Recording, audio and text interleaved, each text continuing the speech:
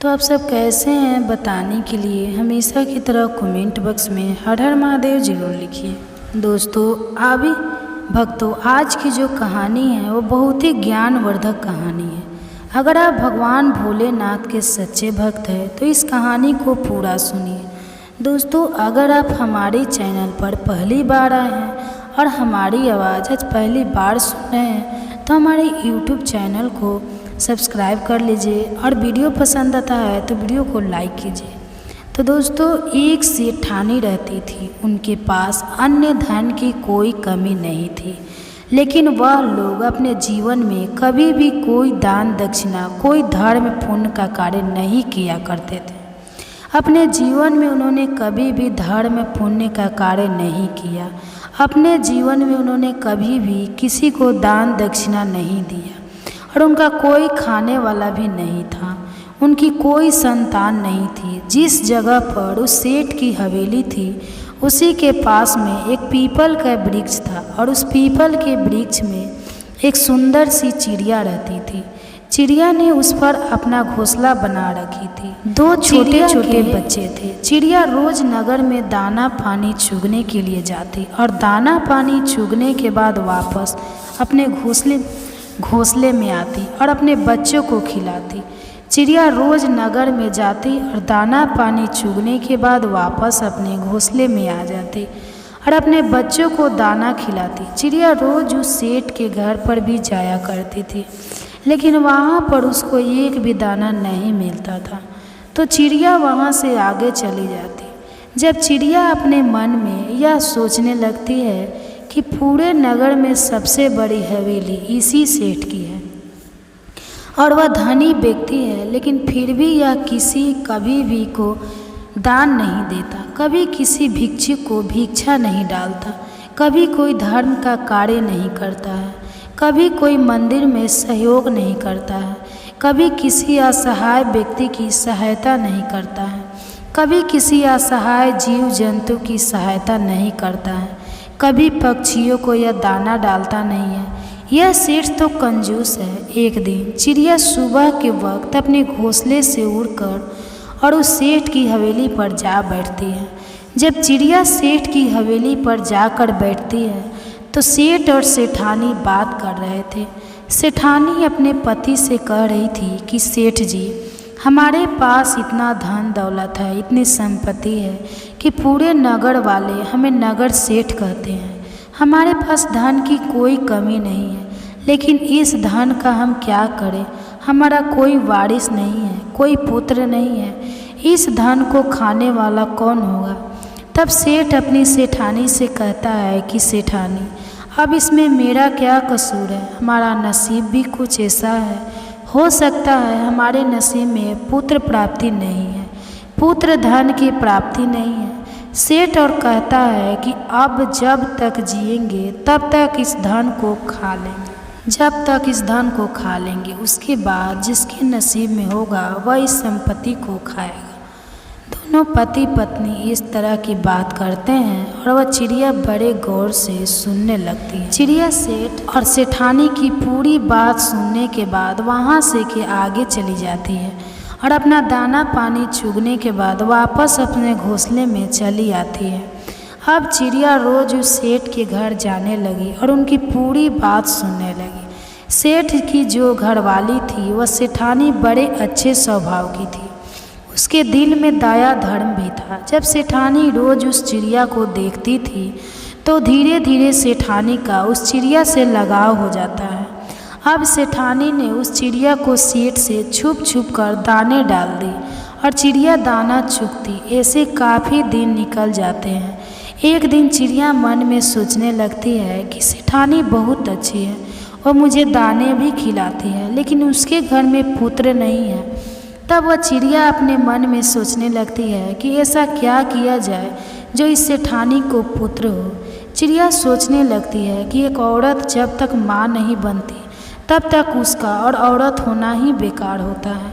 एक औरत का दुख दर्द एक औरत ही समझ सकती है। औरत का जीवन ही सफल तब होता है जब वह माँ बन जाती है। एक औरत को सबसे बड़ा सुख तब मिलता है जब वह माँ बनती है। यही सोचकर वह चिड़िया बड़ी दुखी हो जाती है और चिड़िया सोचने लगती है कि यह इतनी सीधी सादी सेठानी है, रोज़ मुझे दाना भी खिलाती है, ऐसा मैं क्या करूं जो इसके घर पुत्र जन्म ले और उनको पुत्र की प्राप्ति हो। और वह सोचने लगती है कि मैं ऐसा क्या करूं। एक दिन चिड़िया के मन में आता है कि क्यों न मैं देवों के देव महादेव के पास जाऊं और उनसे इन सेठ सेठानी के लिए अर्जी करूं। यही सोचकर चिड़िया अपने पति चिड़िया से कहती है कि सुनिए जी, मैं कुछ दिनों के लिए कहीं जा रही हूँ, आप बच्चों का ख्याल रखना, इनको समय पर दाना पानी खिलाना। इतना कहकर चिड़िया अपने घोंसले से उड़ान लेती है। चिड़िया उड़ती हुई जाती है, रात दिन उड़ती है, बड़ा परिश्रम करती है, भूखी प्यासी उड़ती रहती है और उड़ते उड़ते अंत वह कैलाश पर्वत पर पहुंच जाती है, जहां पर महादेव और माता पार्वती रहते हैं। चिड़िया उड़ती हुई जा कर के माता पार्वती के चरणों में पड़ जाती है और जैसे ही वह माता पार्वती के चरणों में पड़ती है वह बेहोश हो जाती है। माता पार्वती चिड़िया को अपने हाथों में उठाती है और चिड़िया को होश में लाती है। वह चिड़िया से कहती है कि चिड़िया, तुम कहाँ से आई हो? हे पुत्री, तुम बड़ी परेशान दिख रही हो। तब चिड़िया माँ पार्वती से कहती है कि मैया, मैं बहुत दुखी हूँ और बड़ी दूर से आई हूँ। मैं अपने दुख के लिए दुखी नहीं हूँ, किसी और के दुख के लिए बड़ी दुखी हूँ। तब माँ पार्वती कहती है कि पुत्री, आप मुझे स्पष्ट बताइए, आखिर बात क्या है, खुल कर बताइए। तब चिड़िया कहती है कि मैया, जहाँ मैं रहती हूँ वहाँ पर एक सेठ और सेठानी रहते हैं, उनका कोई पुत्र नहीं है और वह सेठानी जी बड़ी भोली हैं, उनको एक पुत्र दे दीजिए। चिड़िया इतनी बात माँ पार्वती से कहती है और फिर से बेहोश हो जाती है। माँ पार्वती फिर से उस चिड़िया को होश में लाने की कोशिश करती है। तब काफ़ी देर बाद चिड़िया फिर से होश में आती है। तब माँ पार्वती उस चिड़िया को कुछ दाना पानी खिलाती है और चिड़िया से कहती है कि पुत्री, तुम चिंता ना करो, थोड़ी देर में महादेव उठेंगे, इसके बाद हम महादेव से बात करेंगे। फिर थोड़ी देर बाद भगवान महादेव अपनी समाधि से खड़े होते हैं।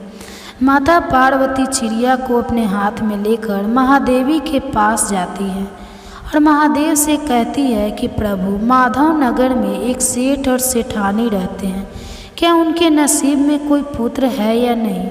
तब महादेव ध्यान लगा करके देखते हैं और कहते हैं कि पार्वती, उनके नसीब में कोई पुत्र नहीं है। तब माँ पार्वती कहती है कि प्रभु, यदि उनके नसीब में पुत्र नहीं है तो आपको उन्हें पुत्र देना पड़ेगा। लेकिन महादेव कहते हैं कि पार्वती, तुम जिद क्यों करती हो? उसके नसीब में कोई पुत्र नहीं है तो मैं उनके पुत्र कैसे दे सकता हूँ? लेकिन माँ पार्वती उनके जिद करती है और कहती है कि यह चिड़िया बड़ी दूर से आई है और यह आशा करके आई है कि हम इसकी सहायता करेंगे। इसी आशा से यह भूखी प्यासी उड़ती हुई इतनी दूर से यहाँ तक आई है और हम इसको खाली हाथ यहाँ से नहीं भेज सकते हैं। अब पार्वती इतनी बात सुनने के बाद महादेव कहते हैं कि ठीक है पार्वती, तुम हर बात में जिद करती हो और तुम्हारी हर जिद को मुझे पूरा भी करना पड़ता है, तो ठीक है, अगर तुम कह रही हो तो उन सेठ सेठानी को हम एक पुत्र दे देंगे।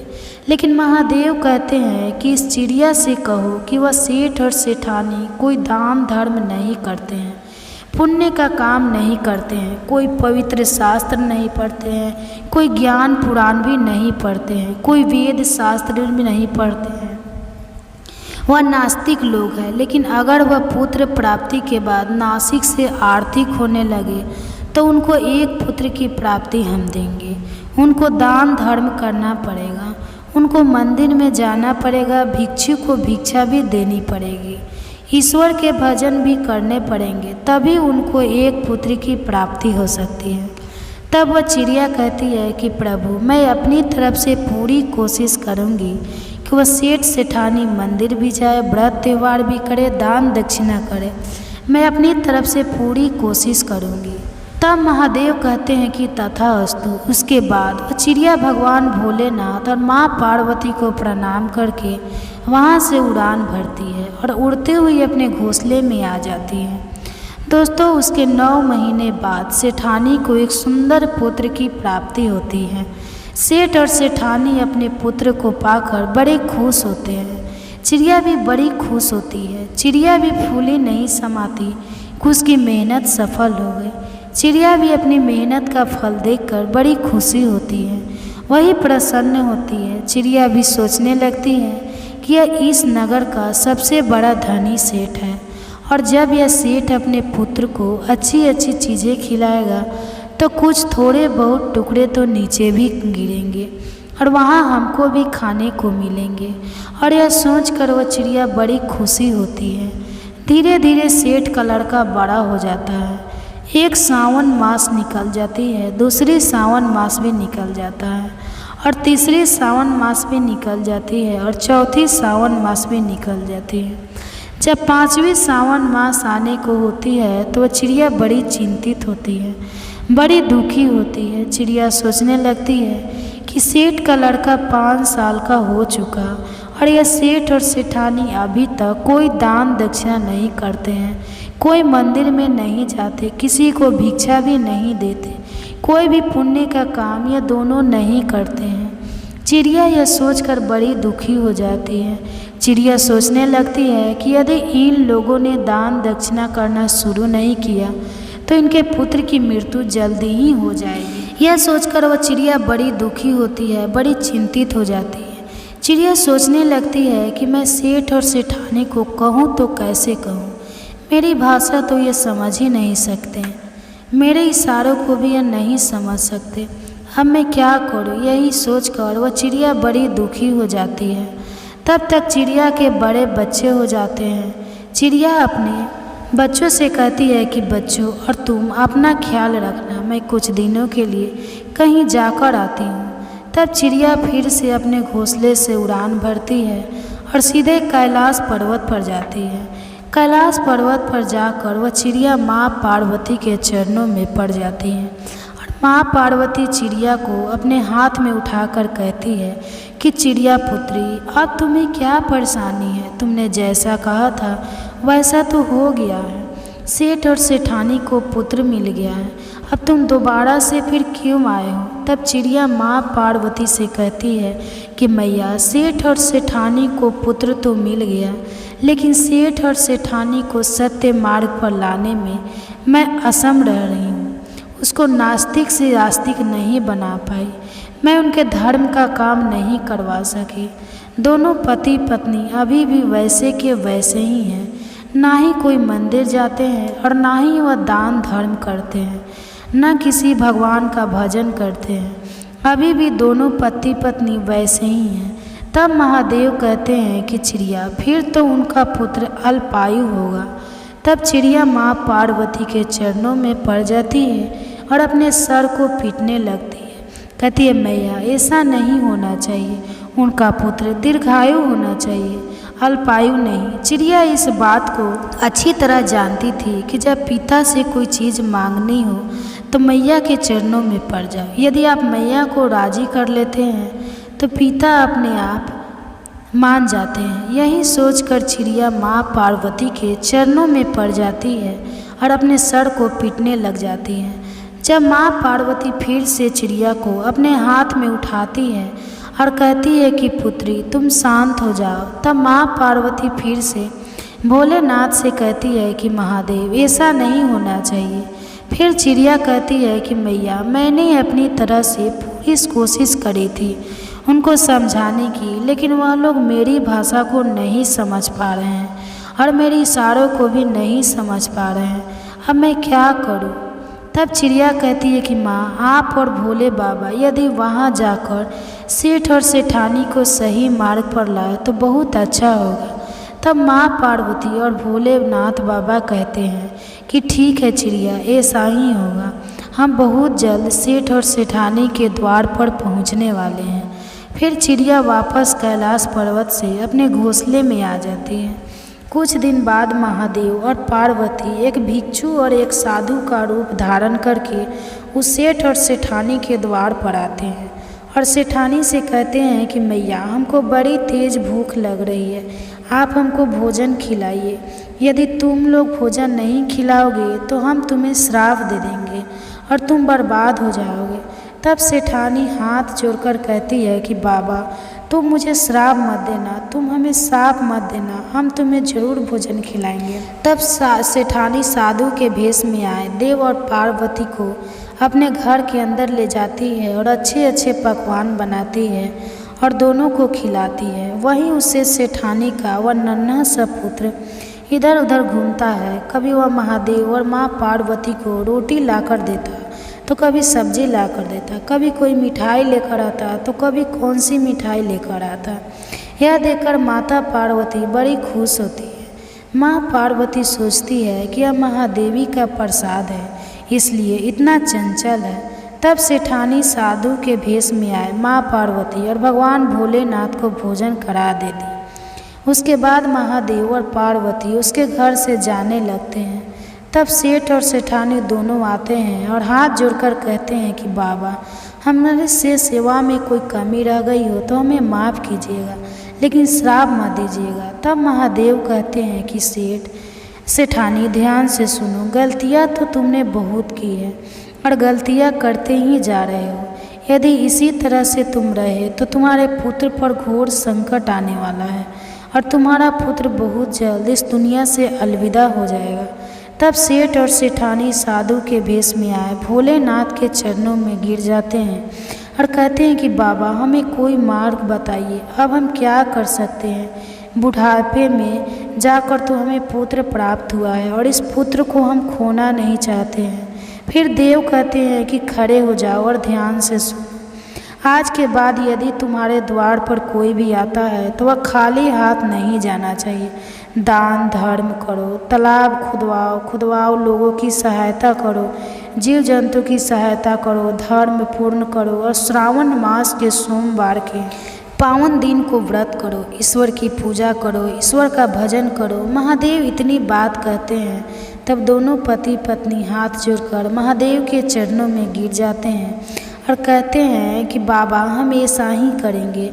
और सेठ और सेठानी से महादेवी कहते हैं कि तुम्हारे घर में जो पुत्र खेल रहा है यह तुम्हारे कर्मों की वजह से नहीं मिला है, तुम्हें तुम्हारे नसीब में तो पुत्र था ही नहीं, तो एक चिड़िया की देन है जो तुम्हारे वहाँ से उड़कर कैलाश पर्वत तक पहुँची है। और कैलाश पर्वत तक जाने के बाद महादेव शिव और पार्वती से विनती करके तुम्हारे लिए पुत्र मांगा है। यह उसकी विनती का फल है कि आज तुम्हारे घर में एक नन्हा सा पुत्र खेल रहा है। तब वह सेठ और सेठानी कहते हैं कि बाबा वह चिड़िया कौन सी है। तभी वह चिड़िया वहाँ पर आती है और महादेव और पार्वती को प्रणाम करती है। तो दोस्तों यह दिन सावन मास के सोमवार का था, जिस दिन महादेव और पार्वती सेठ और सेठानी के घर आए थे। सेठ और सेठानी के घर महादेव और पार्वती अपना पूर्ण रूप धारण करते हैं तो सेठ और सेठानी को दर्शन देते हैं और चिड़िया की सावन सोमवार का व्रत सफल होती है।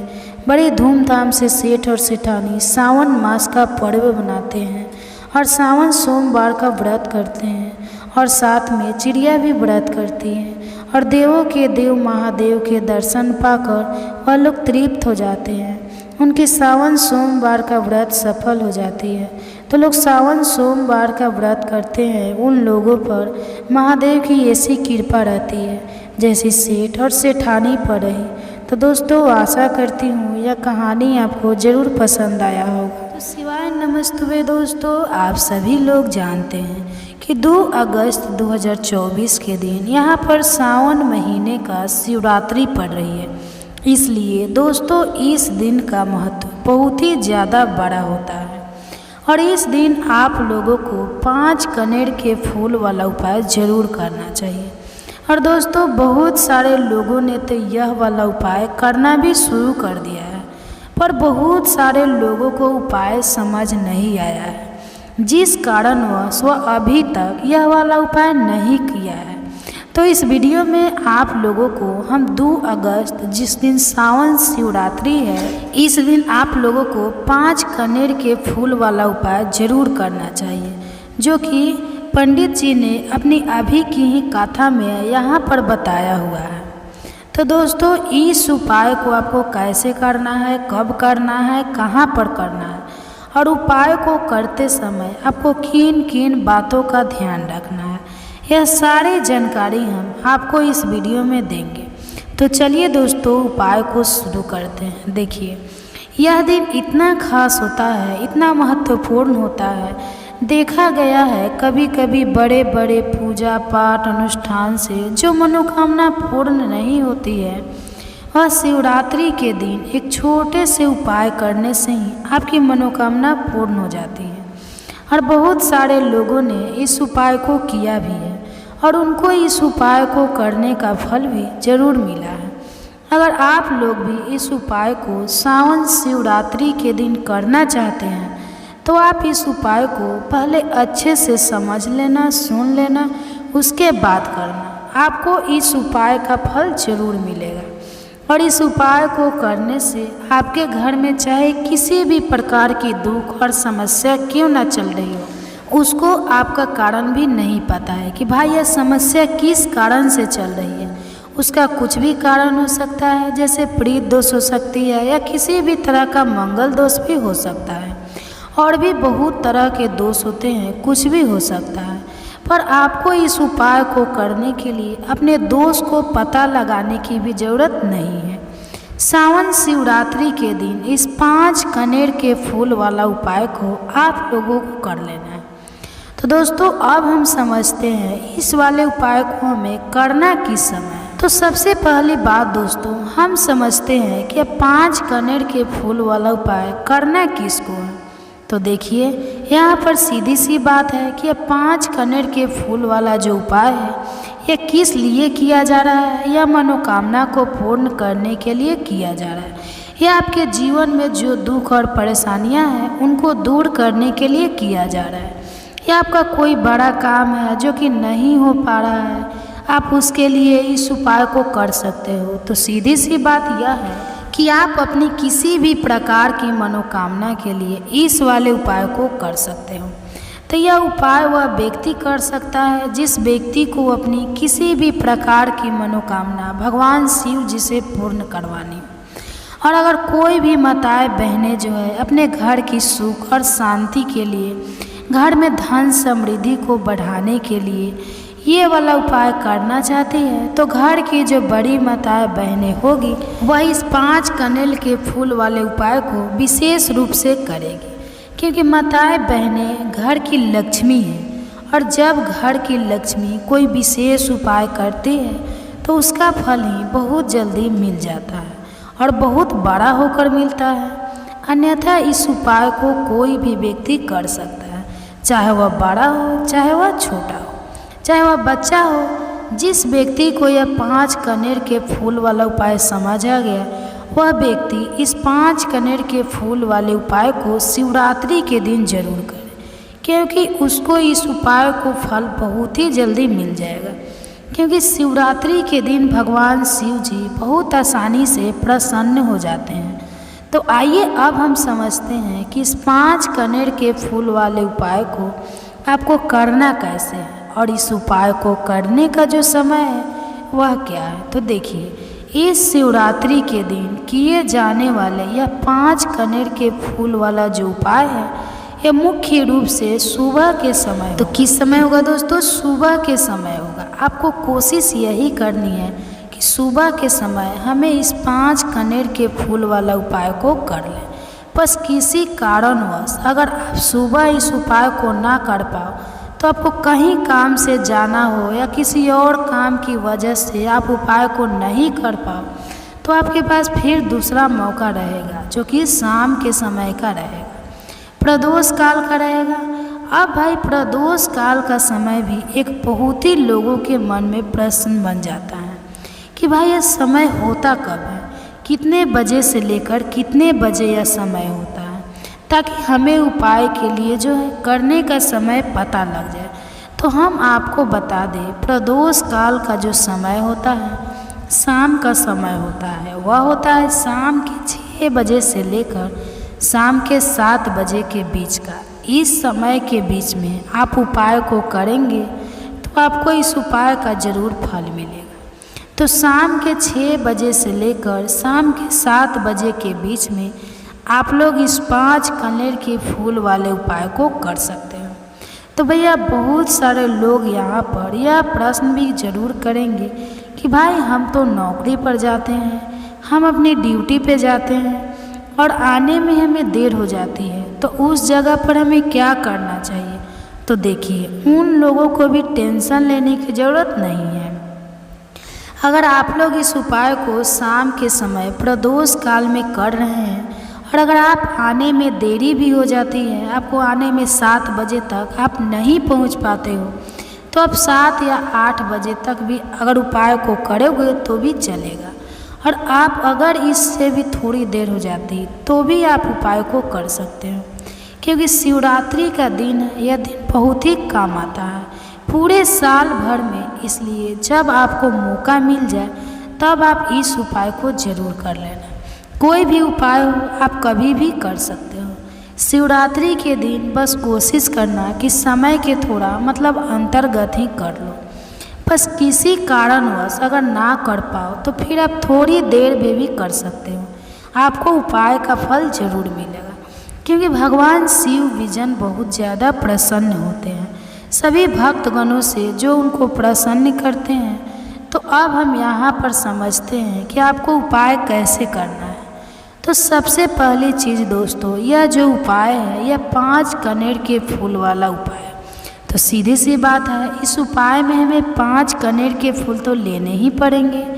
अब यहाँ पर एक सबसे बड़ी गलती होती है जो कि आप उपाय में करते हो और आपको पता भी नहीं लगता है, जो कि हम आपको बताते हैं। देखिए, जो आप 5 कनेर के फूल लेकर आओगे तो सबसे पहले तो कनेर का फूल आप लोगों को पता होगा कि कैसा होता है। हम आपको जब भी बता देते हैं तो कनेर के फूल होते हैं जो कि पीले कलर के होते हैं, लंबे लंबे से होते हैं। आप लोगों ने देखे भी होंगे, आप लोगों ने जो थंबनेल में फूल देखा हुआ था वही कनेर का फूल होता है। तो आप लोगों को वहाँ से ही 5 कनेर के फूल लेकर आने हैं। यह कनेर के फूल आप लोगों को बहुत आसानी से मिल जाते हैं, बस आपको इसका पेड़ ढूंढना होता है और बहुत सारे फूल उसमें लगे हुए होते हैं, कुछ भी कमी नहीं होती है। बस दोस्तों, आपको यहाँ पर ध्यान इस बात का रखना है कि अगर यह 5 कनेर के फूल जो है कनेर के फूल का पेड़ जो है कहीं बाहर लगा हुआ है, वो किसी के अंदर में नहीं लगा हुआ है, किसी का वो पेड़ नहीं है, तो आप बिना पूछे जो है वह कनेर के फूल तोड़ कर ला सकते हो। पर अगर कोई सा कनेर का पेड़ किसी के घर के अंदर लगा हुआ है और आपको वह कनेर के फूल उसके घर के अंदर से चाहिए, तो भाई उससे पहले पूछना कि भाई हम जो है आपके पेड़ में से 5 कनेर के फूल ले या कनेर के फूल ले लें। पहले उससे पूछना, क्योंकि यह वाले जो 5 कनेर के फूल आप लोग ले रहे हो, यह उपाय के लिए ले रहे हो और भगवान शिव जी को उपाय जब हम करते हैं तो पूर्ण रूप से जो है हम पूरे विधि विधान से करते हैं। तो इसलिए अगर आप किसी के घर में के अंदर जो पेड़ लगा हुआ है कनेर का, उस पेड़ से अगर यह फूल ले रहे हो तो पहले उस घर के मुखिया से पूछ लेना कि हम आपके पेड़ से कनेर के फूल ले लें। अगर वह हाँ कह देता है तो उसके बाद आप उसके पेड़ से 5 कनेर के फूल ले लेना। अगर कोई कनेर का पेड़ जो है ऐसे ही बाहर लगा हुआ है, खुले में लगा हुआ है, उस पर किसी का भी कब्जा नहीं है, तो वह आप जो है बिना पूछे भी उस पेड़ में से तोड़ सकते हो। पर किसी के घर के अंदर लगा हुआ है तो उससे पूछ कर ही 5 कनेर के फूल उसके पेड़ में से लेना है। अब आपके पास 5 कनेर के फूल भी आ चुके हैं। अब दोस्तों, कनेर के फूल के साथ में क्या हमें सीधा उपाय करना है या कुछ सामग्री भी लेकर जाना है? तो देखो, कोई भी उपाय जब हम करते हैं तो सीधा हम उपाय जाकर नहीं करते हैं, उससे पहले हम भगवान शिव जी की पूजन अर्चना भी करते हैं। तो देखो, अगर यह उपाय आप सुबह के समय कर रहे हो, प्रातः काल कर रहे हो, तो आप लोगों को अपने साथ में कम से कम 1 लोटा जल तो ज़रूर लेकर जाना ही जाना है। शिवरात्रि का दिन रहेगा, वैसे ही माताएं बहनें अपनी पूजन सामग्री लेकर जाएगी। तो उन लोगों के लिए कोई दिक्कत नहीं है जो प्रतिदिन शिव जी के मंदिर जाते हैं या शिवरात्रि के दिन अपनी पूरी पूजन सामग्री लेकर जाए, तो वह वैसे के वैसे ही लेकर जाए। यह बात उनके लिए है जो कुछ भी लेकर नहीं जाएंगे, तो वह बस 1 लोटा जल तो जरूर लेकर जाए। अगर वह इस उपाय को 5 कनेर के फूल वाले उपाय को कर रहे हैं, उसी के बाद में दोस्तों शाम के समय की बात करें तो शाम के समय अगर आप लोग इस 5 कनेर के फूल वाले उपाय को कर रहे हो, तो अपने साथ में एक गीला बत्ती का घी का दीपक जरूर लेकर जाना। जो घी का दीपक लोगे वह आटे का होना चाहिए। आटे का होने के साथ में उसके अंदर गोल बाती रखाएगी। वो गोल बाती आप अपने हाथों से बनाओगे तो ज़्यादा बेहतर होगा। साथ ही में उस दीपक के अंदर जो चीज़ डालेगी, वो डालेगी शुद्ध देसी गाय का घी। उसके अंदर शुद्ध देसी गाय का घी ही डालना, ना भैंस का डालना है, नहीं दूसरा मिलावटी। तो आप लोग ध्यान रखना, अगर आपको उपाय का पूर्ण फल चाहिए तो करना क्या है, देखो सुबह अगर उपाय कर रहे हो तो अगर 12 बजे तक भी उपाय करोगे तो भी कोई दिक्कत वाली बात नहीं है, कर सकते हो। शिवरात्रि का दिन बार बार नहीं आता है। आपको पहुंचना है सबसे पहले मंदिर, अपने घर के पास में जो मंदिर है शिव मंदिर, वहां पहुंच जाना है। जहाँ पर शिवलिंग विराजित हो वहाँ पर आप लोगों को पहुँच जाना है। अब वहाँ पर पहुँच करके सीधा हमें जाकर उपाय करने लग जाना है। पहले अपना शिव जी के मंदिर के अंदर प्रवेश करना है, भगवान शिव जी के दर्शन करना है। पहले आपको अपनी अपनी पूजन अर्चना करनी है। जैसे कि 1 लोटा जल जो लेकर गए हैं वो 1 लोटा जल चढ़ा दें। इसके अलावा जो भी पूजन सामग्री है आपकी फूल धतूरा गुलाल अबीर गुलाल जो भी चीज़ है, चंदन वगैरह, उन सारी चीज़ों से आप पूजन अर्चना कर सकते हो। पर जो उपाय के 5 कनेर के फूल है वह आप अलग ही रखना, वो उपाय के समय ही हमें निकालने हैं। तो पहले आप अपनी पूजन अर्चना कर लेना। जैसे आप शिवरात्रि के दिन करते हो, शिवरात्रि के अष्टमी के दिन करते हो, वैसे आप अपनी पूजन अर्चना कर लेना। इसी तरीके से शाम के समय जब आप अपने घर के पास में जो शिव मंदिर हो वहाँ पर पहुँचना है। और पहुँचने के बाद आप पहले अपना वह घी का दीपक जलाना है। अब घी का दीपक जलाने में भी इस बात का ध्यान रखना, इस घी के दीपक को आपको अपने घर से जलाकर नहीं लेकर जाना है और मंदिर में जाकर भी जलाना है। और मंदिर में जाकर जलाओगे तो उसे अपनी माचिस से ही जलाना है। अपने घर से इस दीपक को जलाने के लिए अपनी माचिस लेकर आना। अगर अपने मंदिर में किसी और की माचिस ले ली तो इस दीपक को जलाने के लिए अगर आप शाम के समय इस वाले उपाय को कर रहे हो तो इस उपाय को करने का फल जो है उस व्यक्ति को भी मिल जाएगा जिस व्यक्ति को इसकी ज़रूरत है।